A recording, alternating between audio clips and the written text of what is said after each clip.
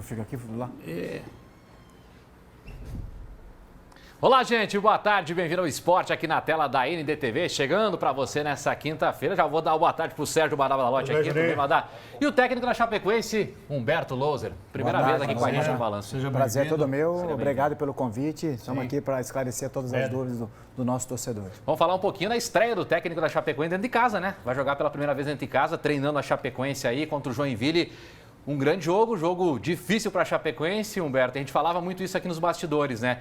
É um jogo que depende muito também do apoio da torcida. Apesar da situação difícil, não venceu ainda no Catarinense esse ano, mas é um jogo para vencer e escapar dessa situação ou não?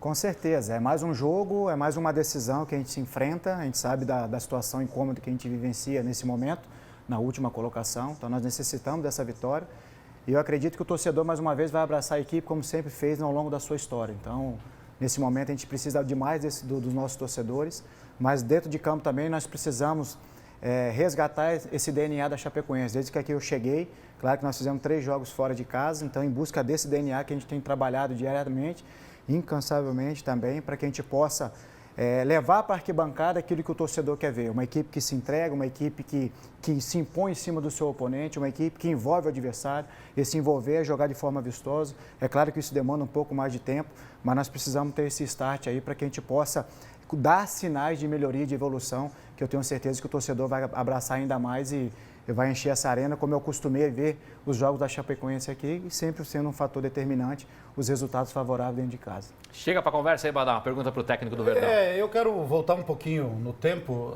Muitos torcedores ainda não conhecem o professor, porque chegou faz pouco tempo, e chegou, já viajou, e agora que está retornando a Chapecó, né? O teu currículo, Humberto, o teu trabalho, por aquilo que a gente sabe, foram em 3 clubes, Guarani, Vila Nova e o mais expressivo no Curitiba, que foi o ano passado na Série B, onde que ficou 23 jogos, me parece, algo assim. Lá também tem muita cobrança, muita pressão. Aqui na Chapecoense também tem, por parte da imprensa, por parte do torcedor principalmente, porque a gente está carregando um peso, homem do céu, mas muito forte, das últimas 2 temporadas que foram de sofrimento puro para o torcedor de Chapecoense. Pouca coisa para comemorar. Você chegou nesse ambiente aí um tanto tumultuado, mesmo assim, está tendo aquela tranquilidade que precisa para, pelo menos, esse ambiente tumultuado externo com demissão. Essa semana tivemos demissão de 5 profissionais que trabalhavam diretamente contigo. Isso aí, de alguma maneira, pode causar preocupação ou algo assim, não? Olha, é inevitável a gente trazer esse peso dos 2 últimos anos que você acabou de frisar aqui. Então, claro que a gente tem que saber separar, até porque não é o mesmo elenco que vivenciou, que está aqui hoje, que vivenciou esses 2 últimos anos. Alguns atletas permaneceram. É claro que quem veste a camisa da Chapecoense, quem representa essa instituição, ele tem que ser acostumado com pressão.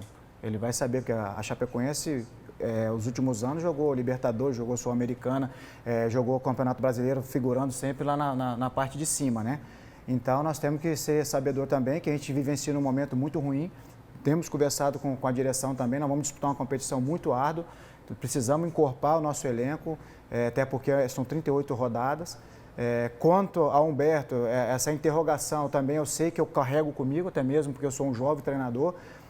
Vivenciei minha vida inteira como atleta, passando por grandes clubes. Como treinador, as equipes que eu passei, Guarani, uma equipe campeã brasileira, então também eu vivenciava um momento muito complicado, a gente foi campeão, levou a equipe de novo para a Série A do Campeonato Paulista, jogamos um Campeonato Brasileiro com segurança, ficamos em 5º, 6º lugar, brigando ali até a parte final, levamos de novo o clube para a Copa do Brasil. No Vila eu tive uma passagem curta, saí do Vila em primeiro lugar da minha chave, à frente do Atlético Goianiense, e classificado à Copa do Brasil. Fui para o Curitiba, não por salário, não por uma situação de um clube ser maior que o outro, mas por um episódio dentro do clube que não me agradou. Eu não me apego a cargo e nem a dinheiro. Então, naquele momento eu não estava feliz, já ia sair para ficar desempregado e surgiu essa oportunidade de trabalhar no Curitiba. Vivenciamos um ano muito bom lá dentro do Curitiba. Como o Jorginho, no final da competição, atribuiu também aquele acesso a grande parte daquilo que a gente tinha trabalhado. Então, nós montamos aquela equipe com muita dificuldade também, com o torcedor com uma interrogação enorme em cima do clube, mas nós conseguimos ficar dentro do G4 aí, terminamos com 34 pontos no primeiro turno e depois o Jorginho deu a sequência ali e levando o Curitiba à primeira divisão. Então, eu me sinto preparado por ter passado por essas equipes, por ter passado algumas vivências, algumas experiências, então eu acredito que eu tenho esse preparo, conheço bem essa divisão. E com esses valores que irão chegar com a equipe de trabalho, eu tenho certeza que iremos colher um ano de conquista aqui dentro da Chapecoense. Roberto, uma pergunta que o torcedor faz muito pra gente aqui, né, Badá, nas ruas, até é a questão, por que mudou tanto a atuação do time, por exemplo? Você estreou muito bem lá contra o Boa Vista, fez um jogão, o melhor jogo do ano da Chapecoense até agora, venceu muito bem. Aí vai pegar o São José, daí tem a explicação do gramado, né? Gramado sintético, gramado ruim pra caramba, inclusive do São José, lá do Passo da Areia, no antigo Passo da Areia, né? E contra o Figueirense, um gramado bom, né? Um gramado de qualidade, e a Chapecoense não conseguiu repetir a mesma atuação e não conseguiu vencer até com um jogador a mais, sem torcida. Vamos explicar, assim, essa mudança de comportamento do time, na sua opinião? É que eu falei com os atletas, né? Qual equipe que seria a Chapecoense contra o Figueirense, né? Fizemos uma excelente apresentação contra o Boa Vista, tivemos uma vitória. Mas às vezes as vitórias, ela te encoberta. Às vezes não, ela sempre te encoberta alguma coisa, porque o torcedor ele quer ver a sua equipe vencer. Porém, nós que somos da parte técnica, eu passei na semana de trabalho para os atletas, mesmo a gente vencendo, tendo uma atuação convincente, repercutida por vocês da imprensa, algumas coisas nós fizemos de errado que nós precisaríamos estar evoluindo, melhorando, para ao longo da temporada não facilitar e minimizar esses erros que poderia mais para frente acarretar com o resultado com revés. Já contra o São José, eu atribuo um pouco, não 100% da nossa má atuação ou pelo gramado, mas também nós temos que ser sabedor que nós fomos muito abaixo. Você tem que interpretar logo o gramado, saber o que você vai ter que encarar, até porque nós não vamos jogar em todos os campos que a gente treina. Sim. Então nós temos que se adaptar a clima, a estilo de gramado. Então nos faltou um pouco ali de imposição. Se não ganha na parte técnica, também na imposição nós temos que ganhar. E mesmo assim tivemos uma possibilidade no final da partida, com 2 possibilidades de fazer o gol, que nos traria a classificação. Contra o Figueirense, foi um jogo que o primeiro tempo nós tivemos uma imposição, tivemos possibilidades de sair à frente, tivemos o controle da partida, o Figueirense nos assustou somente em bola parada e uma cabeçada ali que teve na trave justamente de bola parada.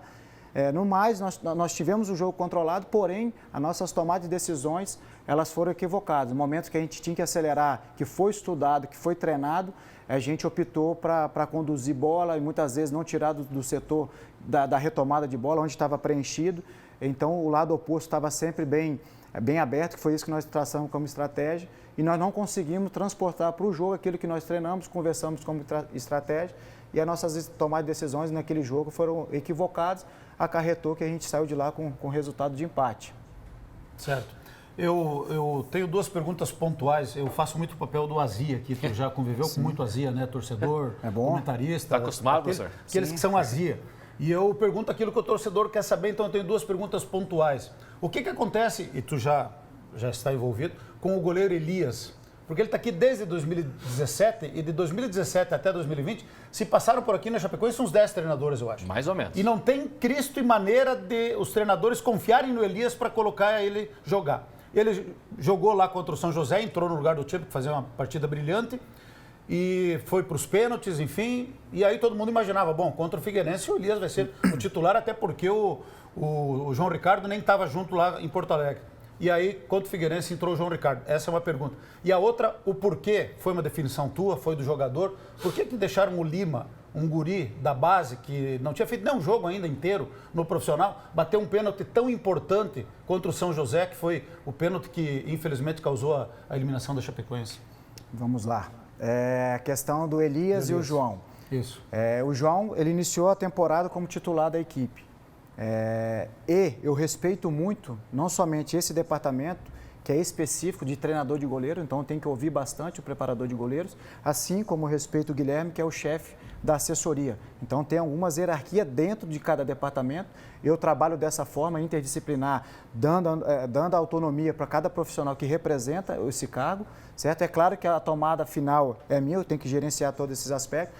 No caso da preparação de goleiro, desde quando eu assumi como treinador de sub-17, eu sempre tive essa liberdade para o profissional, até porque ele tem a especificidade, ele está lidando diariamente com o atleta. Então, e por questão de critério também. O João, ele saiu por uma enfermidade, ficou um período sem treinar curto, certo? O Tchepo entrou, eu cheguei, o Tchepo já estava jogando, então ele fez uma semana, porém essa semana que ele tinha perdido, ele estava se recondicionando, então por isso a permanência do Tchepo.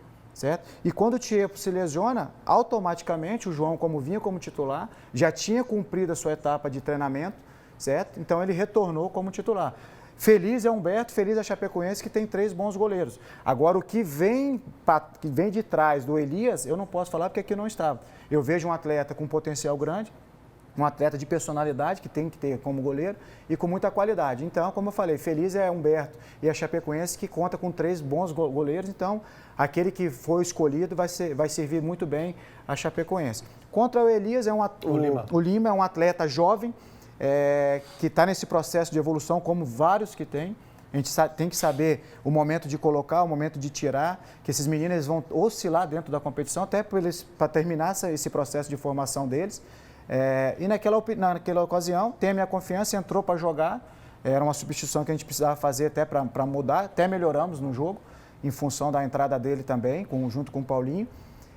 E na penalidade, teve os 5 primeiros e depois vem alternado. E ele se sentiu confiante em bater, certo? Ele tinha treinado bem e sempre vai ter um para perder. Conversei com ele após o jogo, ele ficou muito abatido, saiu chorando de campo, natural. Um peso em cima de um atleta, sim, certo? Eu sei também, eu vivenciei essa experiência como atleta, eu era um dos mais experientes do elenco, e eu naquela ocasião, mesmo não sendo batedor, eu fui lá e bati, até para preservar os garotos. Mas isso aí é crescimento para ele. Eu falei, rapaz, você vai crescer, não chora, não abaixa a cabeça, que eu não quero ver atleta meu com cabeça baixa e chorando. Então claro, você tem minha confiança, vai continuar trabalhando. Até porque eu não estou dizendo que ele foi o responsável, né, pela eliminação. Só que eu acho que naquele momento, eu acho que ele poderia ser preservado. Tinha outros jogadores mais experientes, o Marcos Vinícius, o próprio Derlanjo, o Wilson, né, que poderiam ter batido o pênalti, mas é um momento de decisão e se o jogador pediu para bater, então a gente compreende, e não é ele. E é bom, né, que assim, eu gosto amadurece, né? Eu gosto de atleta experiente, atleta que tem personalidade, que eu acho que é um ponto principal, personalidade e coragem para você jogar futebol. E o outro garoto. Quem que abriu a cobrança? Foi o Vini. Ele falou, professor, eu bato e vou bater o primeiro.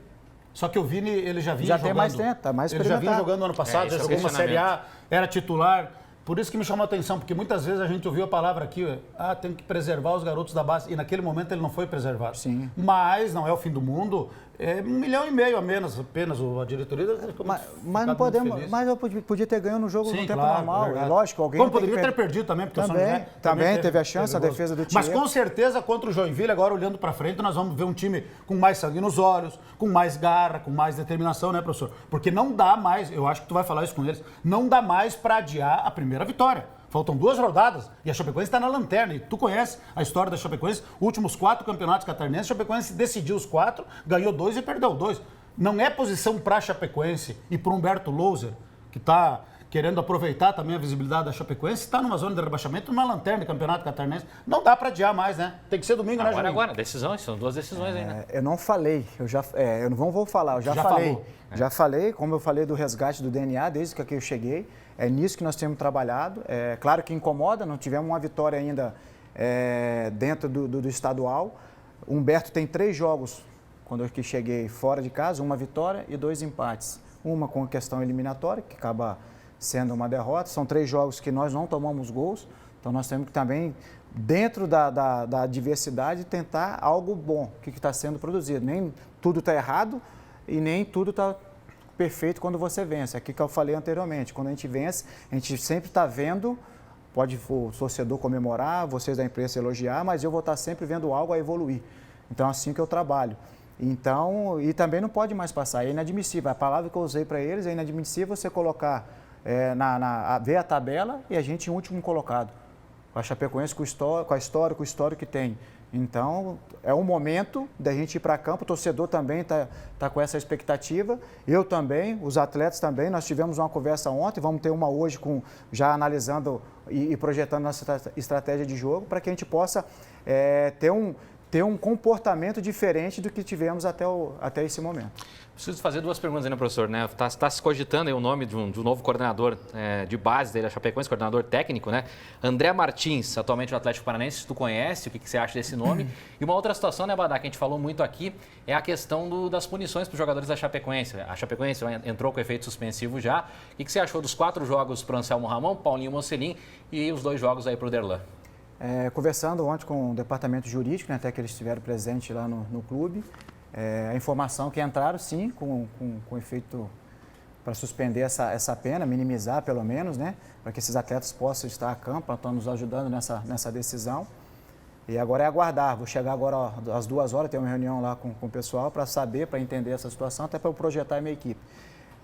Quanto ao profissional que foi contratado, falei brevemente com o Mano, ele falou da contratação desse profissional e o que ele vai fazer dentro do clube, qual que vai ser a sua função. Então, ao primeiro momento que ele me passou, vai ser um profissional que vai estar nos auxiliando aqui no profissional, junto com a base, fazendo essa coordenação e também participando dessa situação de contratação de atletas, pelo banco de dados, a função que ele exercia lá dentro do Atlético. Então, é mais um profissional que chega para agregar.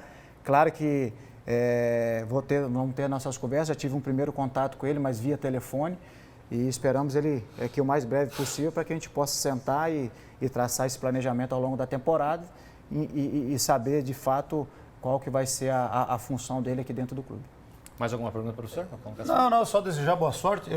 Mas eu quero aprofundar depois, claro. Amanhã, o André Martins, agradecer o Guilherme Gribler, nosso colega que está aqui, que é agora assessor de imprensa, que está confirmando o nome do André Martins. Me parece que ele é mais observador do que um homem forte de mercado. Não sei se Chapecoense não precisaria de alguém forte no mercado, mas depois a gente vai avaliar isso. Só agradecer a presença, né, Juninho? Desejar boa sorte. A gente espera que você possa... Eu sempre falo isso para todos os técnicos. Falei para o Emerson Maria, há 60 dias atrás, que eu gostaria muito que ele ficasse por muito tempo aqui na Chapecoense, porque daí é sinal de que o trabalho dele estava sendo a contento de todos. E eu desejo o mesmo para ti, que tu tenha muita sorte, que a gente converse com os setoristas lá, tem causado uma boa impressão, inclusive algo que não é muito comum, passa, segundo eles, todos os dias lá na sala de imprensa para cumprimentar os repórteres, os setoristas que estão lá, para conversar alguma coisa, para explicar o que vai fazer no treino. Isso aí não é comum nos últimos treinamentos, muito pelo contrário, os treinadores saíram correndo para evitar a piazada, a gurizada que estava lá para cobrir o treino. Então, desejar realmente muito boa sorte, mas que tu faça esse time acordar, porque, gente, temos em março até agora e está precisando reagir, né, professor? Eu agradeço as palavras, é dessa maneira com a qual eu trabalho. Tive um bom berço, né, do pai e da mãe. Primeiro a gente tem que respeitar o ser humano e é assim que eu trabalho. E vocês que cobram, eu tenho que também passar o porquê do que eu estou fazendo. Lógico, de uma forma não tão didática, eu tenho que passar até para vocês terem a compreensão do que está sendo executado. É assim que eu trabalho, não para evitar crítica, isso, aquilo, porque tem que criticar na hora que tem que criticar.